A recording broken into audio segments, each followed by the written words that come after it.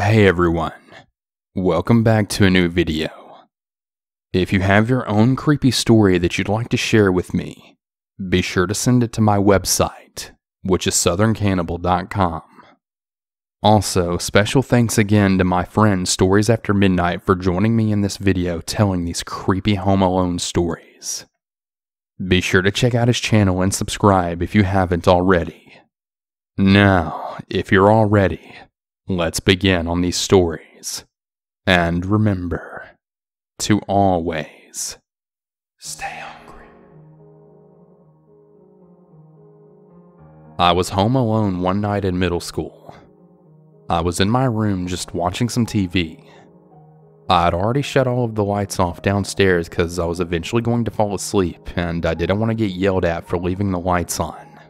So I'm laying in my bed and the family dog was lying next to me when I hear cabinet doors open and shut.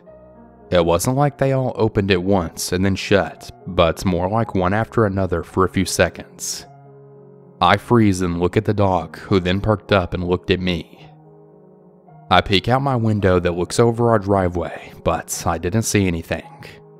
Now, I really didn't think anyone was in the house because while the dog was lazy as crap, she was a great guard dog, and she would have definitely responded if the door opened or whatever. So after a few seconds, the dog gets up and starts moving towards the stairs, and I decide to follow, fully confident that if anyone was down there, she would scare them. I grab my baseball bat and my cell phone, and I follow her downstairs. As we come downstairs, I notice the lights are on in the kitchen, and I dial 911 because I know I shut the lights off prior to going upstairs. When we get in the kitchen, all of the cabinet doors were open, which was obviously not how I left it. That's when I noticed the door was still locked, so I thought that whatever did this was still in the house. I quickly ran upstairs to my parents' closet, and I called my parents and told them what's up. They eventually came home and obviously didn't find anyone or any trace of anyone being in the house. We still don't really know why the light was on and the cabinet doors were open, but we had some other paranormal stuff happen around that time, so we just chalked it up to the household ghost. But still, I guess we'll never really know what it actually was. One night when I was about 12 or 13 years old, my parents were gone for a while, and I was just staying up really late on my desktop computer waiting for them to come home. Like most people, I had been told a million times not to talk to strangers on the internet, but about half of my friends list on MSN were people I'd never met before, so I was just chatting with a bunch of them. Out of nowhere, one of my online friends had told me exactly what I'd been doing the past hour or two. He told me what I was eating, drinking, playing with, when I had gotten up last, things I hadn't mentioned in the chat. I instantly got a horrible feeling in the pit of my stomach. My desktop was set up in front of a big window, so as far as I knew, this person I'd been talking to had found my address and had been watching me through the window. As it turns out, he had somehow hacked into my webcam. I always left it plugged in, even though I had been warned many times not to when I wasn't using it. Well, apparently this friend had been frequently watching me through it whenever he wanted. It's been about 10 years since this happened, and to this day, I still have all of the cameras on my devices covered in thick duct tape. And so should you. Don't risk it.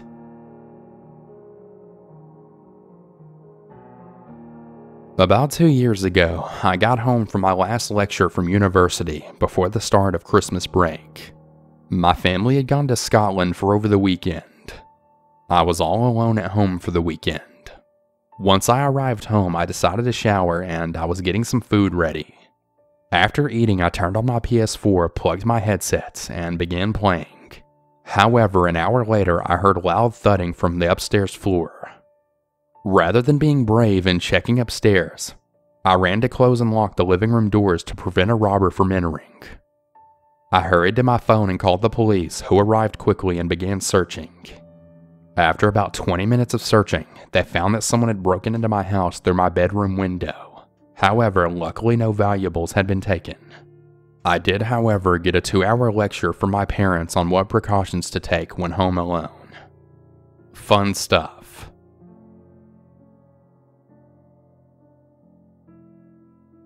I was at my college boyfriend's house over a Christmas break. I was all alone downstairs reading at night. Boyfriend was upstairs probably studying because he was a law student and was always studying. It was an old house.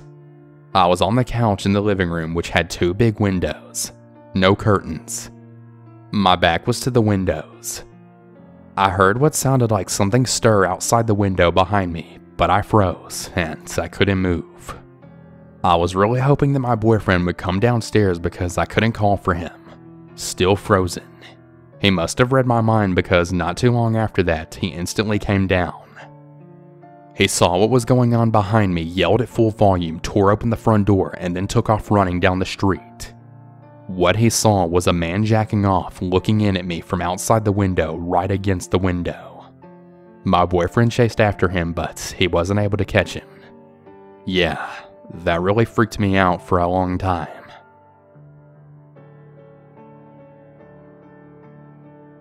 Over a year ago, I'd gone to bed with my boyfriend, and after a few minutes I heard my cat jump up on the windowsill behind us and then start hissing.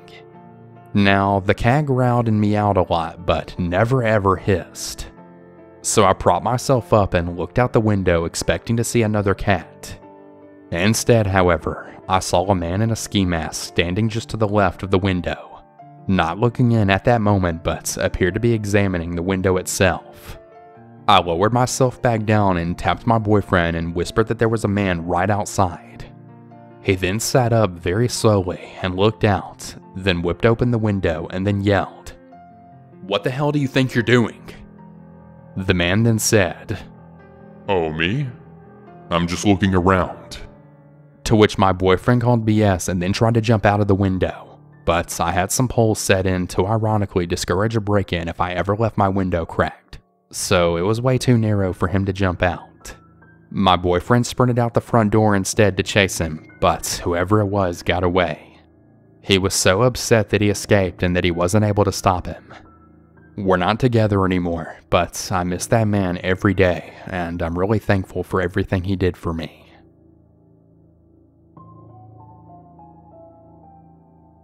Seven-year-old me was playing with a doll that I'd got for my birthday in the doorway of my apartment on the 3rd floor of a 3-story building.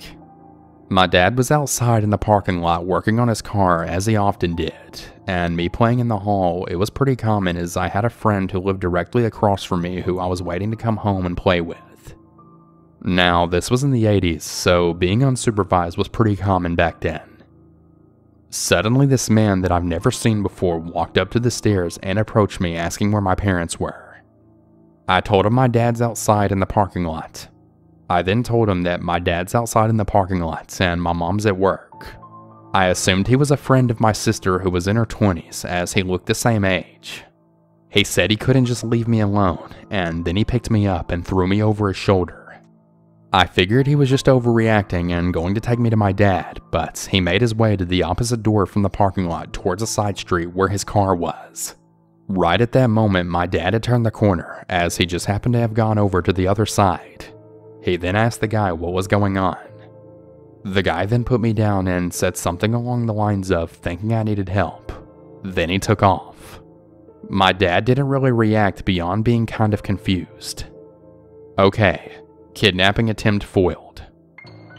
I still don't actually know what that guy's intentions were, but I'm really glad I never found out.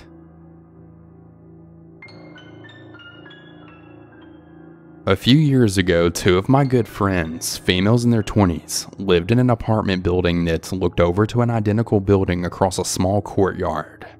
A new guy had moved into the apartment across from them, and apparently he was unpacking and cleaning completely naked with the blinds open. They were on their balcony when they noticed this. He saw them looking and then smiled. They waved and had a laugh, then promptly went inside. Note the apartment layout. The front door opened into their living room and the bedrooms were right off the living room. A few minutes later, there was a knock on their door. Friend 1 looks through the peephole, and it's the guy. This guy had actually figured out which apartment was theirs, and he came over. Friend 1 runs into Friend 2's room and says what the hell, that guy is at the door. He knocks again and then starts jiggling the door handle, and they remember that the door is completely unlocked. Now really scared, friend 1 says she's going to run and lock the door. Right before she runs out there, they hear the door handle jiggle and then the door open, and then the guy yells hello into the apartment. They instinctively crouch down on the side of the bed that was blocked from the living room view to hide, but they didn't have a chance to close the bedroom door. They clearly hear him walk into the apartment and walk around the living room, then back out the front door. A few seconds go by and they finally work up the courage to peek into the living room. Nobody's there. Then he knocks again. Knowing he's out of the apartment now, friend 1 runs and locks the door as fast as she can. When he hears the sound of the lock, he yells through the door, I know you're in there. Open up. He then knocks and jiggles the door handle for another minute or so as they try and contemplate what to do. Luckily, the strange man eventually leaves. They were really embarrassed about the whole situation, so they didn't want to call the police or management, so they ended up staying at my place for the rest of the night. Luckily, there were no further issues, but still, it's really creepy to think about what his intentions were, but I'm really glad that my friends never found out.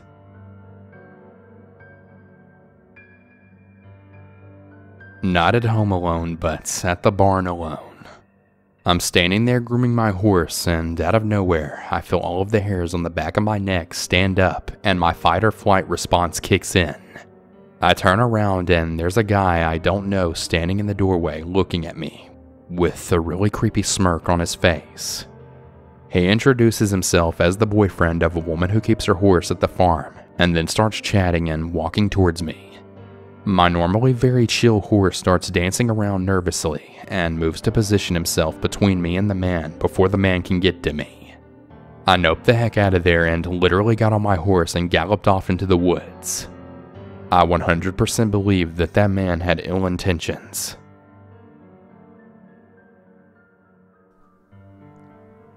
I rented a cheap bi-level duplex in a bad neighborhood for 3.5 years so that I could save up money to buy a house. First thing I did after unpacking from moving in was bolster security. I changed the deadbolt on the front door and installed a locking door knob in place of the crusty non-locking one that was there. All the windows were old, crappy aluminum slider-style windows with horrible locks, and the back door was a patio door going straight onto a deck. So I bought a hardwood 1x4 and 2x4 and cut pieces to put in the window and door tracks so that any potential intruder would have to break a window rather than simply opening one to gain entry. I'm convinced that a past tenant was a drug dealer. In the first 6 months, I had 4 separate instances of tweakers knocking on the door looking for Sam. A couple of the tweakers forlornly stepped off when I told them nobody named Sam lived there. 2 others got worked up, asked where Sam had gone and where he was living, to which I responded that I had rented the place and I had no idea who Sam is. After being visited by the tweakers, I redoubled my efforts to ensure that all doors were locked at all times. I still forgot to lock the front door once in a while, and had a very creepy experience one night after forgetting to lock it. I was in the middle of cooking dinner one dark evening and went to the washroom. After washing my hands and exiting the washroom, I came back to my kitchen to see a middle-aged Asian man dressed all in black coming up the stairs from the entrance into my kitchen. "Who the hell are you?" I asked, startling him. He said he was there to fix a toilet. I was sure I was going to die, but figured I ought to talk to the guy for a few seconds before lunging for a kitchen knife and fighting for my life. The guy explained that the landlord, Gary, had sent him to fix a toilet. I told him that Gary wasn't my landlord and my toilet was working fine. He asked what address he was at. I gave him my address, and he started profusely apologizing, saying he had the wrong address. He backed down the stairs cautiously, put his boots on, and sheepishly left the duplex. I'm still not sure if he was looking for Sam to square up some unpaid drug debts and left when he realized that Sam wasn't there, if he was looking for a woman to prey on, found me instead, and reconsidered his insidious plan. Or if he really was just some poor sap who walked into a stranger's house while on a mission to fix a toilet for Gary. But I never mistakenly left the door at that place unlocked again.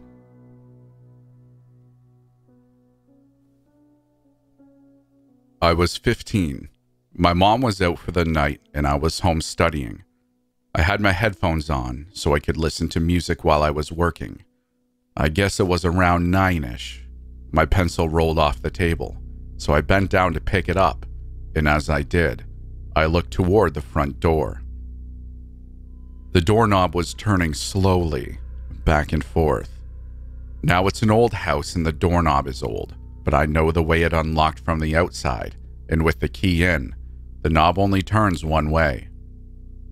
I moved to the kitchen and called 911, almost eerily calm, and told them my name, address, that I was home alone, and someone was trying to come through my front door. Dispatch stayed on the line with me and said they were routing a helicopter to fly over. Did I have a dog? I did, and she told me to call the dog to the back door and then open the door and bring the dog in, because they were going to use infrared on the backyard. I asked if that was safe. What if he was in the backyard? Her advice was to scream and she would notify the police en route that an assault was in progress. Yikes. So I called my poor little Cocker Spaniel to the door and pretty much threw him over my shoulder into the house before slamming and locking the door. Not much good it would do. That door had a single hung window in it. There was a large window next to it and a huge picture window in the living room. If someone wanted in, that deadbolt wasn't stopping much. Once I had the dog in, she told me she was going to hang up and call back in 5 minutes. In that 5 minutes, I was to call the place my mom was and get her to come home. I called. She was playing darts, so I told them to give the phone to her boyfriend, and I told him what was going on. Apparently, he walked up to where my mom was playing, grabbed her, and walked out of the bar. When the dispatcher called back, she gave me the names, descriptions, and badge numbers of the responding officers, and that she had informed them they were to hold their badges to the front window before the door would be unlocked for them. They showed up, showed me badges, and I opened the door. My mom was less than 5 minutes behind them, which, considering SoCal traffic, means her boyfriend broke a number of traffic laws to get there. That's when the police showed us the cigarette butts and footprints by the front window and the kitchen window, and the mud scraped off on the top of the gate that separated our front and backyards. Apparently, he had been watching me through the windows for quite a while before deciding to break in.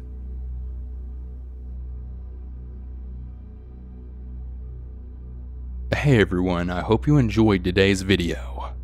Once again, if you'd like to submit your own story to me, be sure to submit it through my website, which is www.southerncannibal.com.